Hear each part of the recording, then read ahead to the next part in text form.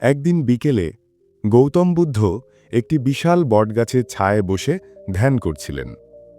চারপাশে তখন ছিল একদম অন্যরকম পরিবেশ।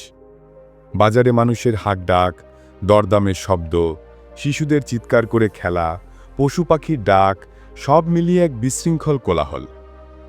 কিন্তু আশ্চর্যের বিষয় হল, সেই কোলাহলের মাঝেই বুদ্ধ ছিলেন সম্পূর্ণ শান্ত, যেন তিনি অন্য এক জগতে আছেন। দূরে দাঁড়িয়ে অনেক গ্রামবাসী তাকে দেখছিল, কারো মনে কৌতূহল, কারো মনে বিস্ময়। অবশেষে একজন গ্রামবাসী ধীরে ধীরে এগিয়ে এসে অবাক হয়ে বলল, প্রভু, চারপাশে এত শব্দ, এত ভিড়, কেউ হাঁক দিচ্ছে, কেউ হাসছে, কেউ আবার পশু তাড়াচ্ছে।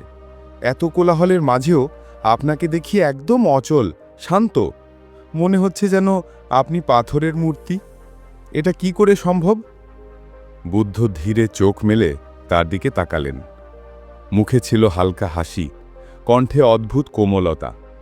তিনি বললেন, যেমন একটি পাথরের মূর্তি ঝড়, বৃষ্টি কিংবা কোলাহলে নড়ে না, তেমনি যার মন স্থির, তাকে বাইরের শব্দ বা ভিড় নড়াতে পারে না। শান্তি মানে বাইরের সব আওয়াজ বন্ধ হয়ে যাওয়া নয়। শান্তি মানে নিজের ভিতরের অস্থিরতাকে থামিয়ে দেওয়া। গ্রামবাসী নীরবে দাঁড়িয়ে রইল। তার মনে হলো, সত্যিকারের শান্তি কোথাও বাইরে নয়, বরং নিজের ভিতরেই লুকিয়ে আছে। আর মুক্তি তখনই পাওয়া যায় যখন মানুষ নিজের মনকে জয় করতে শেখে।